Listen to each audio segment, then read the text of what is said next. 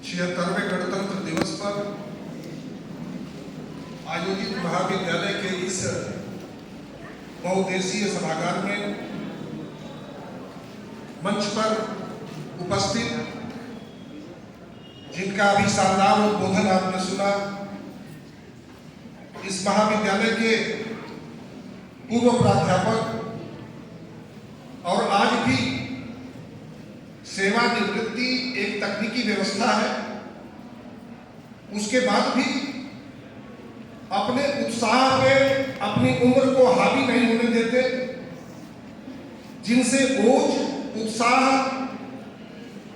की प्रेरणा मिल सकती है और मिलती है।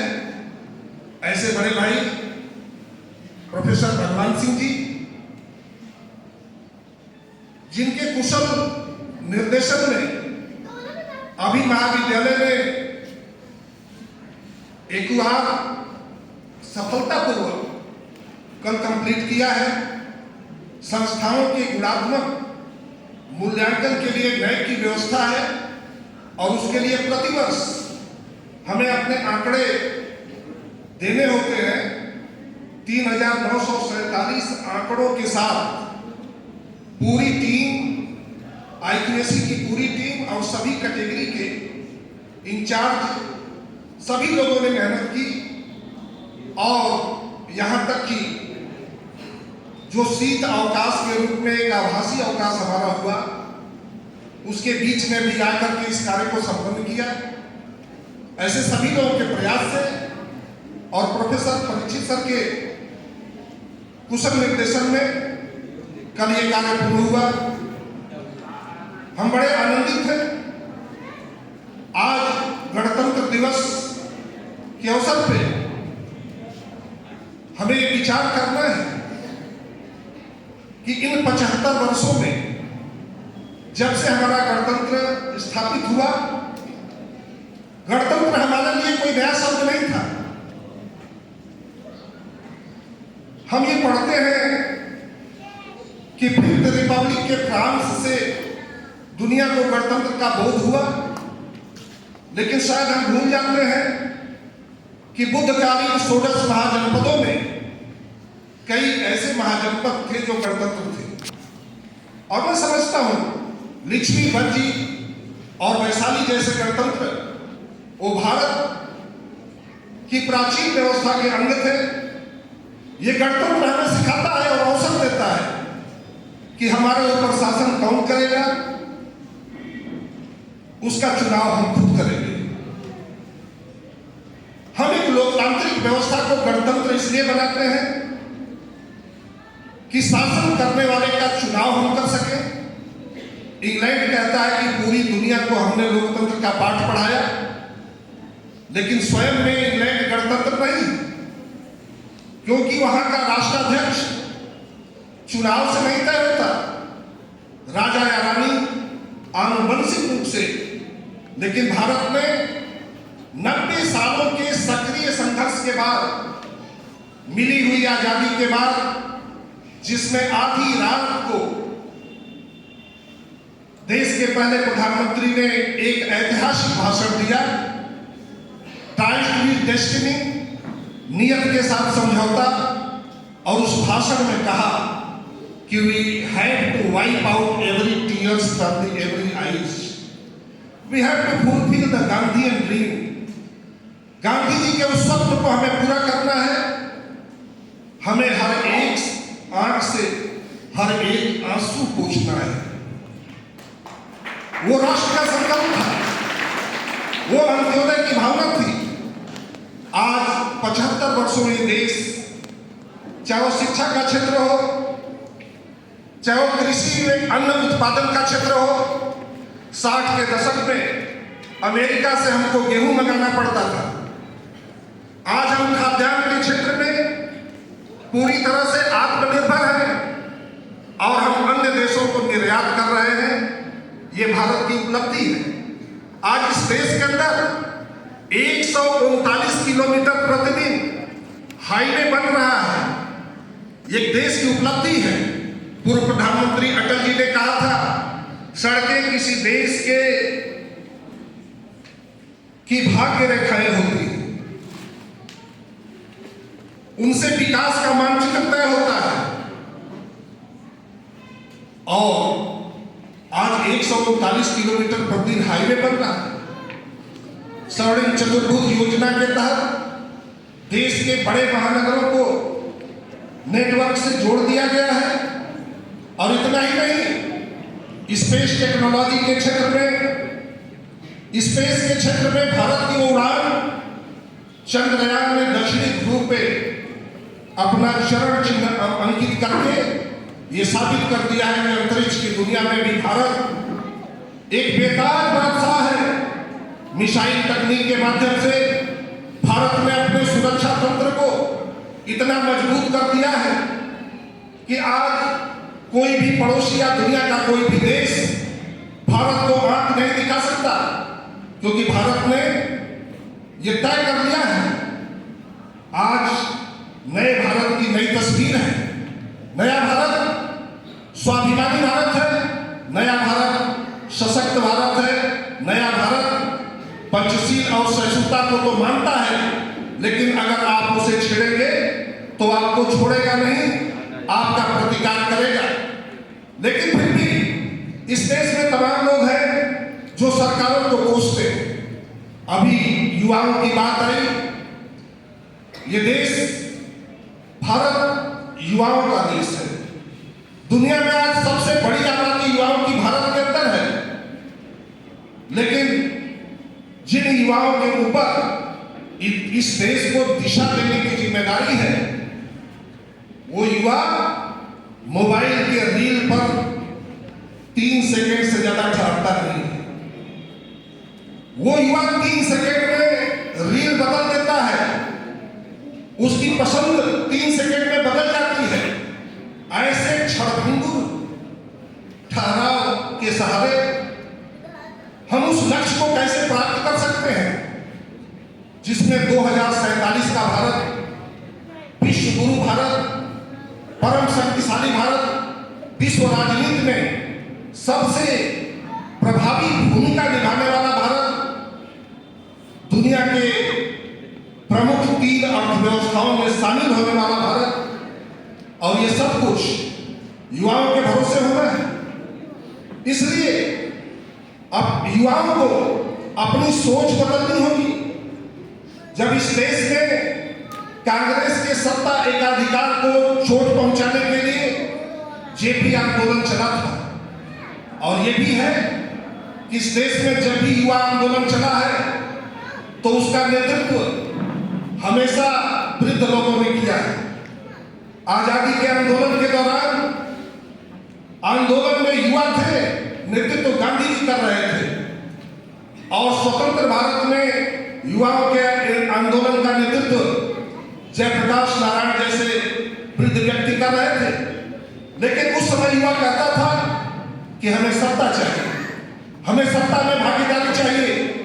आज युवा कहता है हमें बेरोजगारी भत्ता चाहिए। युवाओं की मांग का कितना संकुचन हो गया है, युवाओं की मांग कितनी सिकुड़ गई है, ये विचार करना है।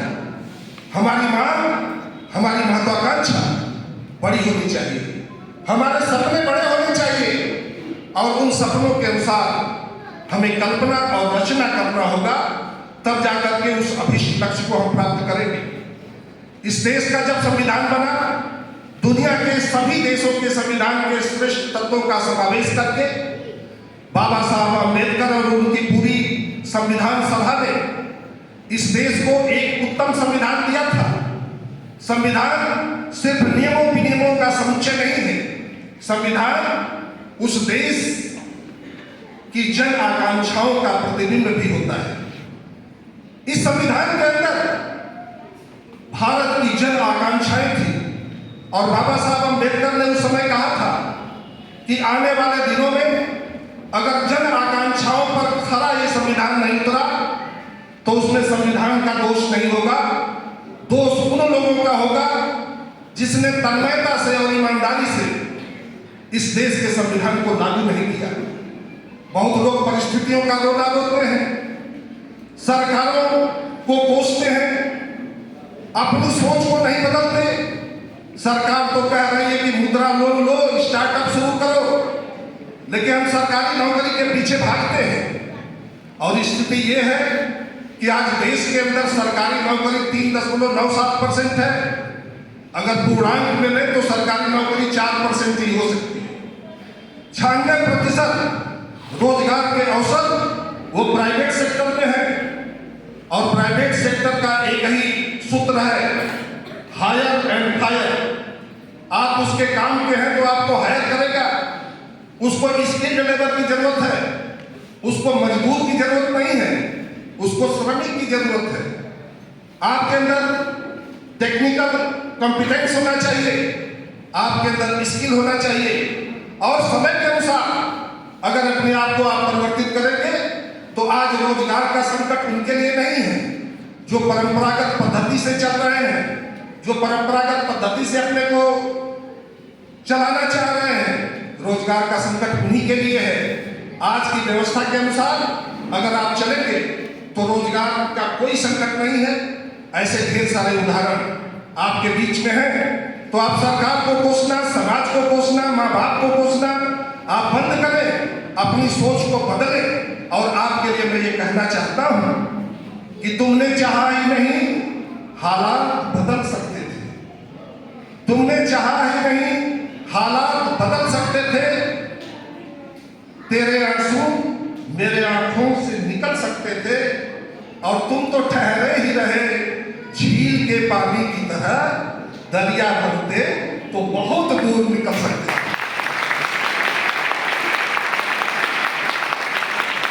1776 में अमेरिका का संविधान बना। अमेरिका के एक राजनीति वैज्ञानिक जो कहते हैं कि जिस ईश्वर ने हमें जीवन दिया है उसी ईश्वर ने हमें स्वतंत्रता दी है। इसलिए जीवन और स्वतंत्रता का अविच्छिन्न संबंध है। जीवन को नष्ट किए बिना स्वतंत्रता को हमसे कोई छीन नहीं सकता। और इसलिए 1776 के अंदर जो अमेरिका का संविधान बना, उस संविधान में अभी तक मात्र 23 संशोधन हुए हैं। लेकिन भारत का संविधान जो 26 जनवरी 1950 को लागू हुआ, 75 वर्षों में 123 संशोधन हो गए। और ये संविधान कह रहा है, बार बार आवश्यकताओं के अनुरूप संविधान में बदलाव हो रहा है, परिवर्तन हो रहा है। तो ये संविधान कह रहा है कि ऊपर से मैं हरा भरा हूं, संसद में 100 बार मरा हूं, मैं भारत का संविधान हूं, लाल किले से बोल रहा हूं।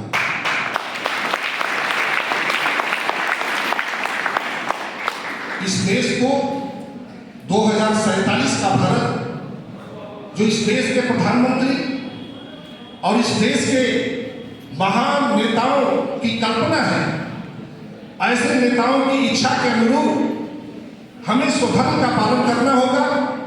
इस देश में पुनर्जागरण भाग 2 चल रहा है। एक पुनर्जागरण चला था जिसने इस देश में स्वतंत्रता की बुनियाद तैयार की थी। राजा राममोहन राय, स्वामी विवेकानंद, श्रीमती एनी बेसेंट और अरविंद घोष जैसे लोगों ने उसे चलाया था। आज इस देश में पुनर्जागरण भाग 2 चल रहा है, और इस पुनर्जागरण में आप देख रहे होंगे भारत एक राष्ट्र है। इस संदर्भ में 3 प्रकार की धारणाएं हैं। हम लोग कहते हैं कि भारत एक सनातन राष्ट्र है। हमारे शास्त्रों में भारत के राष्ट्र होने के प्रमाण हैं। एक लंबे कालखंड में जब हम पराधीनता में जिए, हमने अपने स्व को भुला दिया, हमने अपने स्वतंत्रता को भुला दिया, हम अपने स्वभाव को भुला दिया, अपने स्वधर्म को भुला दिया। और उस पराधीनता के दंश के बाद इस देश में जब पुनर्जागरण हुआ तो 90 वर्षों के सतत संघर्ष के बाद 1857 से लेकर 1947 तक, इन 90 वर्षों के सक्रिय संघर्ष के बाद इस देश को आजादी मिली थी। लेकिन आज पुनर्जागरण भाग 2 में जो दूसरी धारणा इस राष्ट्र को लेकर के है, जो आजादी के आंदोलन के दौरान आई थी कि भारत एक राष्ट्र नहीं है, राष्ट्र बनने की प्रक्रिया है। और कांग्रेस सहित जितने भी पाश्चात्य पक्षी विचारक और नेता थे, उन्होंने इस दूसरे धारणा को माना कि भारत राष्ट्र बनने की प्रक्रिया में है। भारत कभी पहले से राष्ट्र नहीं था। और इस देश में तीसरी धारणा भी है जो ये कहती है कि भारत में एक नहीं ढेर सारे राष्ट्र हैं। हमारे रीति रिवाजों को, हमारे परंपराओं की विविधता को, हमारे त्योहारों को, हमारी वेशभूषा और भाषा को, हमारे खान पान की विविधता को उन्होंने पृथकता का आधार बनाया और उसे भी राष्ट्रीयता का आधार बना करके घोषित किया कि भारत में एक नहीं अनेक राष्ट्र है और India is a multi national state. Bharat एक बहुराष्ट्रीय राज्य है। तो इसलिए इसी धारणा की बुनियाद से कहीं नक्सलवाद चल रहा है, कहीं आसाम से बोडो के लोगों को अलग कर दो, ये चल रहा है। देश में अलगाववाद की बुनियाद वही धारणा है। भारत तेरे टुकड़े टुकड़े होने का नारा लगाने की, अभिव्यक्ति के नाम, आजादी के नाम पे स्वतंत्रता इन लोगों ने जो हासिल की है उसके पीछे वही है। यही सोच, पृथकतावादी सोच, उनके लिए मेरा कहना है कि एक सफर को मीलों में मत बांटिए, एक कौम को कबीलों में मत बांटिए, और एक नदी की तरह है हमारा वतन, इसको तालाब झीलों में मत बांटिए, इसको तालाब झीलों में मत बांटिए। गणतंत्र दिवस के अवसर पे इस देश के महान सपूतों को, महात्मा गांधी जी, गोपाल कृष्ण गोखले, सशक्त उदारवादी नेताओं को, इस देश की संपूर्ण क्रांतिकारी परंपरा को, चाहे वो भगत सिंह जिसने इनकलाब जिंदाबाद का नारा लगाते हुए फांसी का फंदा चूम लिया, चाहे चंद्रशेखर आजाद जिन्होंने कहा कि आजाद नहीं मैं पैदा हुआ और आजाद ही मरूंगा, या देश की सीमाओं के बाहर जाकर के देश की स्वतंत्रता के शंखनाद का जिन्होंने बिगुल बजाया, ऐसे नेताजी सुभाष चंद्र बोस, इस संपूर्ण क्रांतिकारी परंपरा को आज के दिन पे कृतज्ञ नमन करते हुए आप सभी लोगों को, महाविद्यालय के समस्त प्राध्यापक, कर्मचारीगण, गुवाड्डा के महामंत्री डॉक्टर निरंकार त्रिपाठी जी हमारे बीच आए हैं, उनको और बहुत ही व्यवस्थित तरीके से कार्यक्रम का संचालन कर रही प्रोफेसर अर्चना मैडम, सभी विद्यार्थी आपने ध्यानपूर्वक, क्योंकि मानव मस्तिष्क 3 घंटे से अधिक एक बैठक में काम नहीं करता, और मैं समझता हूं कि आज के कार्यक्रम का 3 घंटा पूरा होने वाला है, तो आपके मस्तिष्क की जो धारिता है वो भी समाप्त होने वाली है।